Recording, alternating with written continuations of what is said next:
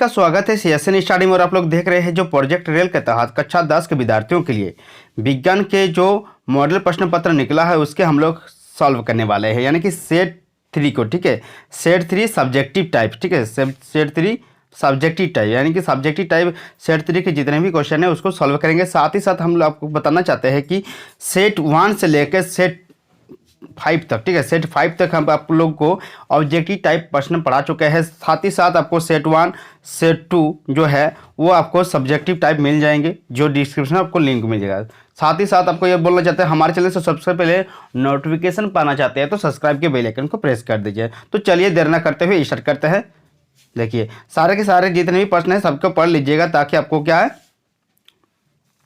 लाभ हो सके एग्जाम में। तो चलिए ये सभी के लिए है, ऐसा नहीं कि सिर्फ कोडरमा जिला के विद्यार्थियों के लिए है, ये सभी के लिए फायदेमंद है। ठीक है, तो देख पा रहे हैं कि सेट 3 क्या है, विज्ञान। ठीक है, सेट 3 क्या है, विज्ञान है, 40 अंक का पूर्णांक है। तो चलिए सबसे पहले हम लोग विद्युत धारा क्या है इसका ऐसे मात्रक लिखिए, यहाँ पर लिखा है साफ साफ।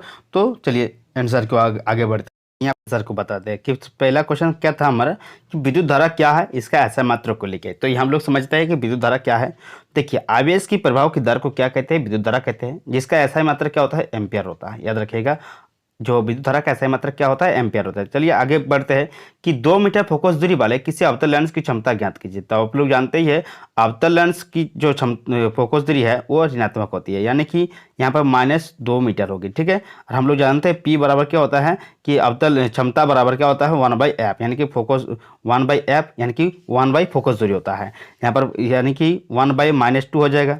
ठीक है, जब भागा देंगे 0.5 आ जाएगा तो -0.5 डायप्टर हो जाएगा ना, -0.5 क्या होगा, डायप्टर हो जाएगा ना। तो यानी कि इसमें क्या होगा, तो ऐसे करके बना लीजिएगा। कुछ भी दे आपको कि जैसे अवतल लेंस का दिया जाएगा तो माइनस मानिएगा। ठीक है, तो यहाँ 2 मीटर फोकस दूरी वाले जो अवतल लेंस की क्षमता होती है वो -2 मीटर -0.5 होगा। ठीक है, -0.5 डायप्टर होगा। तो यहाँ पर देखिए कि P बराबर 1/f बैठाइएगा तो आपका बन जाएगा। नेक्स्ट क्वेश्चन क्या है कि संतुलित रासायनिक समीकरण क्या है, रासायनिक समीकरण को संतुलित करना क्यों आवश्यक है।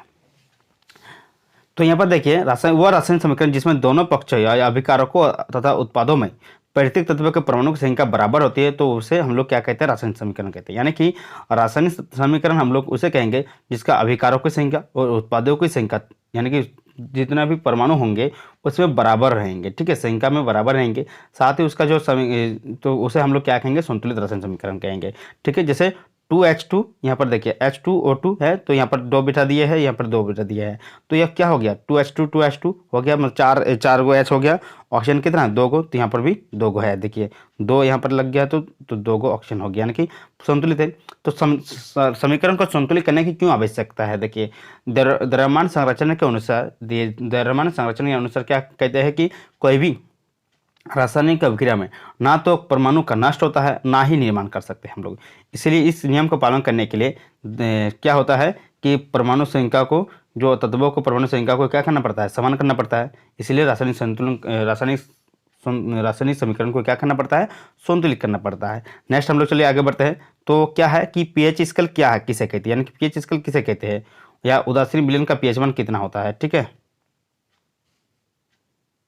तो याद रखिएगा पीएच स्केल क्या है, वो स्केल जो किसी भी विलयन में H+ आयन की सांद्रता यानी कि हाइड्रोजन आयन की क्या करते हैं, सांद्रता को पहचान करता है। यानी कि उसमें यानी कि आप लोग बता देते हैं पीएच स्केल वो स्केल है किसी भी विलयन में H+ आयन की क्या करता है, सांद्रता को प्रदर्शित करता है। यानी कि देखिए पीएच स्केल में की परास कितनी होती है, तो 0 से कितना होता है 14 तक होती है परास होती है। ठीक है, यानी कि जो उदासीन विलयन की पीएच मान कितनी होती है, तो होती है 7 होती है। ठीक है, यहाँ पर उदासीन विलयन का पीएच मान क्या होगा, तो 7 लिखिएगा। ठीक है, पीएच स्केल क्या है, तो वो स्केल है, ये पीएच स्केल वो स्केल है जो किसी भी विलयन में हाइड्रोजन आयन की सांद्रता को प्रदर्शित करता है। ठीक है, नेक्स्ट क्वेश्चन क्या है कि निम्न में आईपीएक नाम लिखे। तो इसका आईपीएक नाम क्या होगा, CH3CH2Br का। ठीक है, CH3CH2Br का क्या है, तो आप लोग जानते ही है। तो यहाँ पर 2 कार्बन है तो क्या हो जाएगा, 2 कार्बन है तो ब्रोमो इथेन हो जाएगा ना, ब्रोमो इथेन होगा ना, सिंगल बॉन्ड है तो इथेन होगा, ब्रोमो इथेन। ठीक है, चलिए आगे बढ़ते हैं आप। ठीक है, इसको कर लीजिए। ठीक है, नेक्स्ट है हमारा कि देखिए नेक्स्ट क्वेश्चन क्या है कि पचे हुए भोजन को अवशोषित करने के लिए क्षुद्रांतों को कैसे अभिकल्पित किया जाता है, यानी कि तो देखिए पचे हुए भोजन को अवशोषण ज़्यादा हो सके तथा सतही क्षेत्रफल अधिक हो, इसके लिए क्षुद्रांत के आंतरिक स्तर पर अनेक उंगली जैसी क्या होती है, परबद्ध होती है, यानी कि उंगली जैसी संरचना होती है परबद्ध, जिन्हें दीर्घरोम कहते हैं। क्या कहते हैं? दीर्घरोम कहते हैं। ठीक है, जो उंगली जैसी संरचना होती है इसे क्या कहते हैं? दीर्घरोम कहते हैं। दीर्घरोम में रुधिर वाहिकाओं में बहुतायत होते हैं जो भोजन को अवशोषित करके शरीर की प्रत्येक कोशिका तक पहुंचाती है, यानी कि दीर्घरोम में क्या होते हैं, भोजन के जो विटामिन मतलब विटामिन्स होते हैं उसको क्या करते हैं, अवशोषित करके शरीर के इन कोशिकाओं में भोजन का प्रयोग ऊर्जा प्राप्ति के लिए किया जाता है तथा नए उत्तकों के निर्माण तथा टूटे हुए उत्तकों के मरम्मत में हेतु होता है। यानी कि देखिए हमारे भोजन जो खाते हैं उसको अवशोषित करके क्या करते हैं दीर्घरोम, उसको हमारे शरीर तक पहुंचाती है, कोशिका तक पहुंचाती है। उसके बाद कोशिका में जो जहाँ पर जहाँ पर क्या होता है ऊर्जा की प्राप्ति होती है तथा जहाँ पर उत्तक खत्म हो गया है नए उत्तक का निर्माण होता है तथा टूटे फूटे उत्तकों की क्या होती है, मुरम्मत होती है। प्रतिवर्ती चाप क्या है? देखिए प्रतिवर्ती चाप क्या है, इसके कौन कौन से घटक है? प्रतिवर्ती क्रिया में आवेग के गमन मार्गों को ही क्या कहते हैं, प्रतिवर्ती चाप कहते हैं। यानी कि प्रतिवर्ती क्रिया क्या है, यानी कि आवेग के गमन को मार्ग को ही क्या कहते हैं, प्रतिवर्ती चाप कहते हैं। इसके निम्नलिखित घटक होते हैं। तो ग्राही अंग होता है, क्या क्या घटक है? पहला घटक ग्राही अंग है, समृद्धि तंत्रिका है, तंत्रिका केंद्र है, प्रेरक तंत्र है, अब बाई अंग है। यानी कि यह जितने भी है 5 जो है यह घटक है किसका, प्रतिवर्ती चाप का। देखिए प्रतिवर्ती मतलब क्रिया मतलब क्या हो गया, क्रिया का उदाहरण प्रतिवर्ती क्रिया जैसे अचानक चौंक जाना, चीखना, चीखाना, ठीक है, डर जाना, अचानक क्या हो जाना, अचानक नेत्र की पुतली संकुचित हो जाना, जब तीव्र गति से प्रकाश कोई लाइट मार दे आपको या प्रकाश पूरा जोर से तीव्र गति से आ जाए तो आपका अपने आप क्या हो जाता है, संकुचित हो जाए, मतलब आपकी पुतली जो है वो आंखें मूंद हो जाती है। तो इस तरह की क्या है, प्रतिवर्ती क्रिया है। तो प्रतिवर्ती क्रिया जो आवेग में गमन मार्ग को ही क्या करते हैं, जो उसके गमन करता है, यानी कि वो क्या होता है, जो जो जो इसका सिग्नल देता है, सिग्नल का मार्ग को, सिग्नल का जो मार्ग है उसको क्या कहते हैं, तो प्रतिवर्ती चाप कहते हैं। देखिए तो इसके कितने घटक होते हैं, तो ग्राही अंग, समृद्धि तंत्रिका, तंत्रिका केंद्र, प्रेरक तंत्र और अभ्ययी अंग, याद रखिएगा। ठीक है, नेक्स्ट क्या है कि नवीकरणीय तथा अनवीकरणीय स्रोत के उदाहरण दीजिए, या आप क्या समझते हैं। देखिए नवीकरणीय ऊर्जा स्रोत वे स्रोत है जो कभी समाप्त नहीं होने वाला है, जिनसे हम बार बार ऊर्जा प्राप्त कर सकते हैं,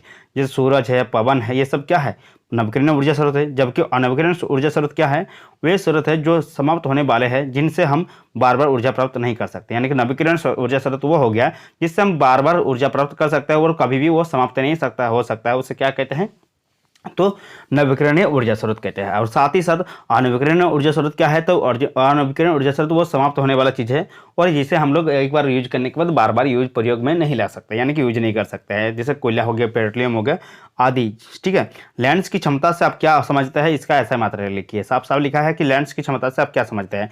तो लेंस की क्षमता की फोकस दूरी के व्युत्क्रम को ही क्या कहते हैं, जो लेंस की क्षमता है, तो लेंस की फोकस दूरी को क्या कहते हैं, जो फोकस दूरी के व्युत्क्रम को, यानी कि उसके विपरीत को क्या कहते हैं, लेंस की क्षमता कहते हैं। और इसका ऐसा मात्रा डायप्टर होता है, ठीक है, या m⁻⁻1 होता है। ठीक है, तो याद रखिएगा।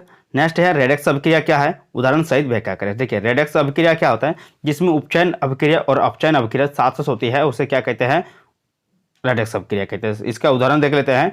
तो हम लोग यहाँ पर ऐसे अभिक्रिया जिसमें अभिकारक उपचय तथा दूसरे अभिकारक अपचय होता है उसे रेडक्स अभिक्रिया कहते हैं। ठीक है, या आप लोग कह सकते हैं जिस अभिक्रिया में अपचयन तथा उपचयन दोनों एक साथ साथ होते हैं उसे क्या कहते हैं, रेडक्स अभिक्रिया कहते हैं। देखिए यहाँ पर COO जिसके साथ ऑक्सीजन अलग हो रहा है तो उसको अपचयन कहते हैं, जिसके साथ जुड़ रहा है तो उसको क्या कहते हैं, उपचयन कहते हैं। ठीक है, नेक्स्ट क्वेश्चन क्या है, संतृप्त असंतृप्त हाइड्रोकार्बन में क्या अंतर है। तो संतृप्त हाइड्रोकार्बन वैसे हाइड्रोकार्बन जिनमें कार्बन की परमाणु संयोजकता जो है, कार्बन की परमाणु जो संयोजकता आपस में एकल अवंत द्वारा जुटी रहती है, यानी कि जैसे CH4 है तो CH4 कैसा है, तो यहाँ पर देखिए एक बंद हो गया, यहाँ पर देखिए, यहाँ पर देखिए, या इसके बीच कितने बंद है, देखिए एक बंद, एक बंद है ना, यहाँ पर देखिए एक बंद है, यहाँ बंद कितना, आबंध कितना, यानी कि इसके साथ साझा किया कितना, एक इलेक्ट्रॉन करके ना, तो ये एकल बंद है। तो एकल बंद को जितना क्या कहते हैं, जो एकल बंद होते हैं उसको क्या कहते हैं, एकल बंद द्वारा जुड़ी रहती है उसे संतृप्त हाइड्रोकार्बन कहते हैं, यानी जैसे CH4 हो गया, C2H6 हो गया।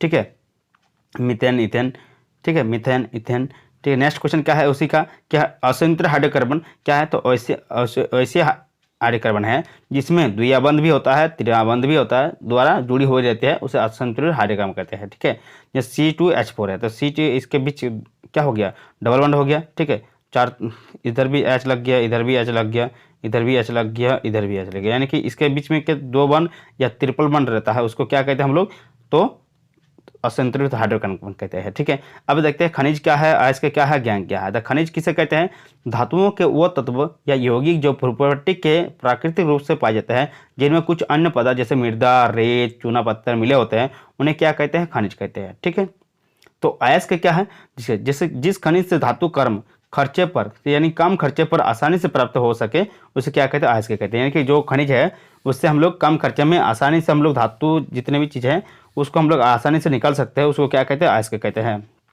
कम खर्चे में।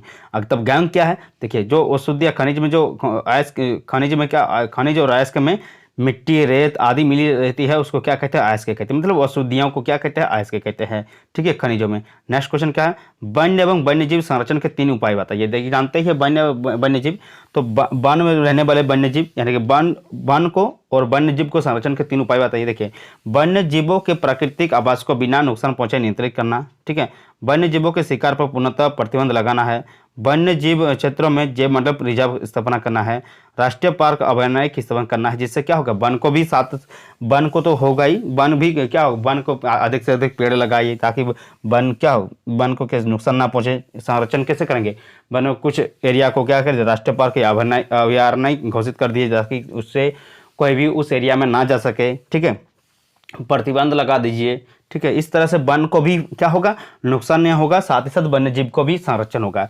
तो ये आप लोग अपने हिसाब से लिख सकते हैं, इसमें ऐसा नहीं है।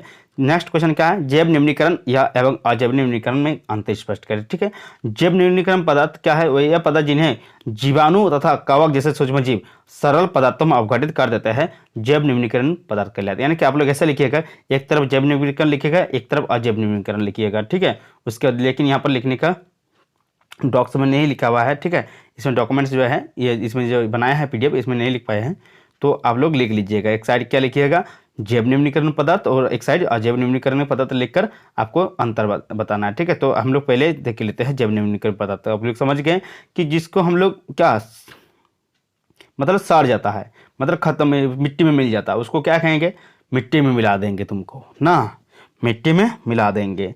तो मिट्टी में जो मिल जाता है वो जैव निम्नीकरण पदार्थ, समझो ना, मतलब आसान शब्दों में समझेगा तो मिट्टी में जो मिल जाता है चीज़ यानी कि अवघटित हो जाता है, यानी कि पच जाता है, उसे क्या कहेंगे, जैव निम्नीकरण पदार्थ कहेंगे। ठीक है, वे पदार्थ जिनके निम्नीकरण के लिए एंजाइम सूक्ष्मजीव में उपलब्ध होते हैं। ठीक है, जो एंजाइम कार्य करके क्या करते हैं, उसको क्या करते हैं, वो मतलब अवघटित कर देते हैं, जिसके लिए एंजाइम है। उदाहरण कृषि पदार्थ, अपशिष्ट, कागज, चमड़ा, गोबर, मलमूत्र, जितना गोबर जो है, मलमूत्र जितने भी है सारे क्या है, जैव निम्नीकरण में आते हैं। ठीक है, सब्जी का छिलका ये भी क्या है, जैव निम्नीकरण में आते हैं। तो अजैव निम्नीकरण में क्या क्या आता है, तो प्लास्टिक क्या है, अजैव निम्नीकरण है। तो वे पदार्थ जिन्हें सूक्ष्मजीव द्वारा अवघटित नहीं किया जा सकता है, अजैव निम्नीकरण कहलाते हैं ना। सूक्ष्मजीव में उपयुक्त एंजाइम की अनुपस्थिति के कारण उनका अवघटन नहीं होता है। उदाहरण जो होता है संश्लेषित पदार्थ, जैसे पॉलीथीन हो गया, प्लास्टिक हो गए, कांच हो गया, कीटनाशक हो गया, पीड़ाकनाशी हो गया, DDT हो गया, एक तरह का क्या आता था दवाई। ठीक है, जो खतरनाक था, प्लास्टिक की तरह ही, मतलब प्लास्टिक जैसे पचता नहीं है उसी तरह वो भी पचता नहीं था, यानी कि वो अजैव निम्नीकरण, तो वो बैंड हो गया है DDT। प्लास्टिक भी बहुत सारा उपाय कर रहा है सरकार बैंड करने का, लेकिन बैंड नहीं होगा। ठीक है, पूरा 100% नहीं बैंड होगा, क्योंकि बहुत सारा चीज़ जो है ना प्लास्टिक के बगैर, तो उसका विकल्प, दूसरा विकल्प खोजना पड़ेगा तभी रास्ता है। ठीक है, ऐसा नहीं कि प्लास्टिक हम लोग कम से कम यूज करें तो अच्छा है, कि अपना थैला लेके जाइए ताकि इस पर्यावरण को प्रदूषण होने से बचाइए। तो थैला लेकर जाएंगे सब्जी मार्केट, तो क्या करता है सब्जी वाला, उसका तो अभी से बहुत सारा बैंड हो गया। सही में हुआ है, होना भी चाहिए बैंड, ऐसा नहीं है, बैंड होना चाहिए। तो मिलते हैं नेक्स्ट क्वेश्चन के साथ, क्योंकि इसमें हम लोग सेक्शन C तक नहीं बनाए हैं, सेक्शन B तक बनाए हैं। तो सेक्शन C हम लोग जो है वो अगले वीडियो में अपलोड करते हैं। तब तक के लिए देखते रहिए CSN स्टडी। जय हिंद। यदि आप लोग को अच्छा लगा है तो सब्सक्राइब के बेल आइकन को जरूर प्रेस कर दीजिए और अपने दोस्तों के साथ जरूर शेयर कर दीजिए, क्योंकि इसी से क्वेश्चन आ रहे हैं आपके बोर्ड एग्जाम में।